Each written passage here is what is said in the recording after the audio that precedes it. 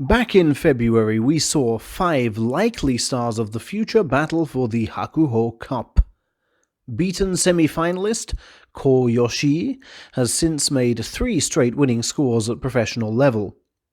Fellow semi-finalist Riki Otsuji also made a winning score on his pro debut, but subsequent injuries have restricted him to a single bout and win against Hattori Sakura. The other 3, champion Tetsuya Ochiai, runner-up Taiki Tebakari, and captain of the invincible Kawakami Dojo, Fuma Kawazoe, have gone on to high school where they continue with student sumo. Hence on Monday, I made the trek to Tsuchiura City, home of Ozeki Takayasu as this station cutout reminds us, to find out how they're getting on. Since the Hakuho Cup, we've seen Taiki, brother of Judo newbie Koto Shoho, become Saitama champion in spectacular fashion. 1 week after that display, he was crowned Greater Tokyo champion and feted by national sports papers. But at the subsequent All Japan Championships in Okinawa, he faltered, afterwards claiming to have suffered from his first bout of sumo nerves. The sudden glare of fame's spotlight can do that to you. This week, Taiki sought to make amends in the Ibaraki version of the Nationals, fighting at number 2 for Saitama Sakai in the 5-man team competition, and also in the individual competition. Sakai, as you might expect from a team going for its 4th straight championship, breezed through the early rounds on Sunday, with Taiki winning all 3 of his bouts. But legendary coach Michinori Yamada was cautious in front of the media, warning his troops that the real action would begin on Monday.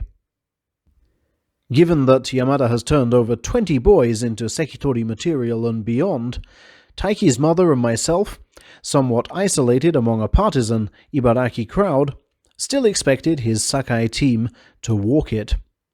They started well enough in their last 16 contest against Gifu.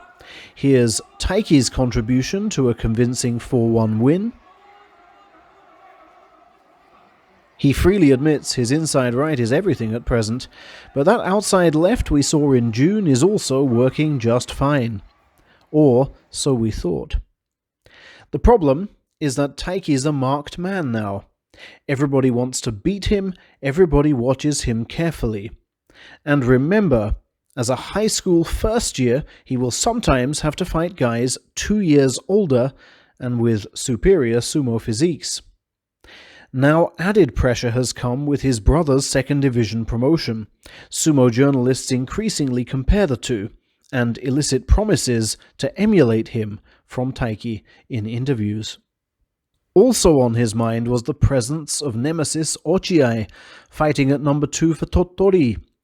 Were their teams to keep on winning, Taiki and his arch-rival would be guaranteed to meet. Here's Ochiai in action in the quarterfinals against Ishikawa Prefecture. His team went 4-0 up with that one, and ultimately progressed 4-1. Next up, Fuma Kawazoe's team Kumamoto taking on their Ibaraki hosts. They began with 2 early wins, but then became the latest victims of a raucous Ibaraki crowd. Many times did these folk turn a match in Ushiku-born Kiseno Sato's favor. They now lend tremendous backing to a young man attending high school in Ushiku, headbanded Hayato Kamei. Look how inspired he becomes.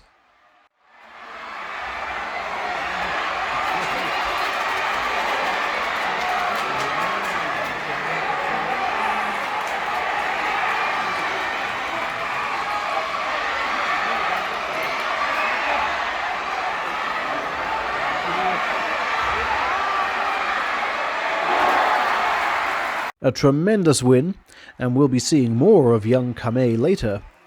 But sadly, there's only so much a crowd can lift you. Kamei's remaining teammates were both beaten for sheer ability, their captain going down to a powerful thrust out from Fuma Kawazoe himself. Now it was Sakai against Wakayama. their victory seemingly such a foregone conclusion that I even skipped the first bout, which they won. However, what followed is likely still giving Coach Yamada nightmares. Fourth man Shin was crushed down despite securing the inside grip.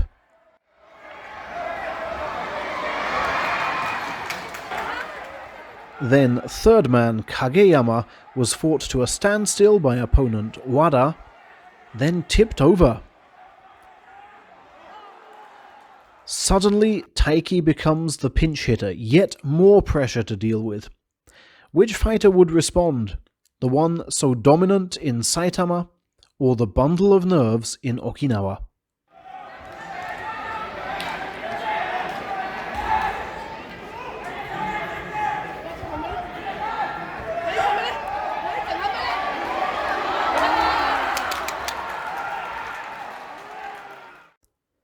It's just not the lad we know. Inexplicably going for a face slap with the left, leaving it totally out of position. Opponent Tamuda knows how to block the inside right, get in tight, and leave the Saitama starlet out of options. Saitama Sakai, defending champions since 2016, are out in the quarterfinals, and Coach Yamada is furious, dressing down his charge in front of everybody. While it's the sumo way to stress the importance of a single match and reinforce the pain of defeat, one worried about how this would affect Taiki mentally ahead of the singles. It was at this point his mother said, "He'll never win it." When it comes to pinch hitting, Sakai should perhaps follow Tottori's lead. After going one down to Shizuoka in their semi-final, Tottori restored parity with a push-out, then surged ahead in no-nonsense fashion through giant Tsuchiya. The task to secure a place in the final then fell to Ochiai, who continued his machine-like winning run.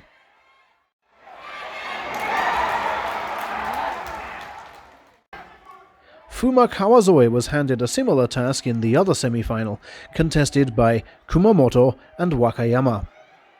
Unfortunately, in the crucial match, he lost the tachiai and became unable to shift bulky foe Goto. His reaction at the end tells you how much it meant to him and his team. Some will, some won't. Handle the pressure, I mean. If you admired their pinch hitting just now, wait till you see this. 2-0 down in the final. Ochiai's Tottori must win all 3 remaining matches to wrest the crown from Wakayama's grasp. Here's Tsuchiya in match 3.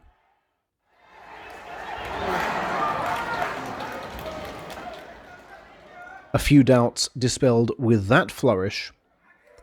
Now for Ochiai, still unbeaten today and up against Taiki's conqueror, Tamuda. There are nervous moments as Tamuda gets the inside grip, destroying Ochiai's thrusting plans, but Ochiai won't be driven out and secures victory by staking everything on this magnificent forward crush-out. A truly marvellous day's work for him. Now, 2-2, and teammate Shido to try to complete the comeback. This is our 3rd go at the tachiai. Neither man can summon up the courage to charge with so much at stake. Here is where the future stars are made.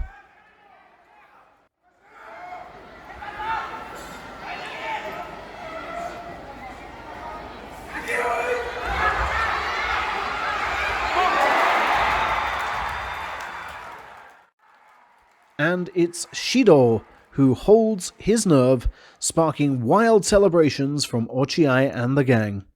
Their achievement and extraordinary comeback has reduced them to tears.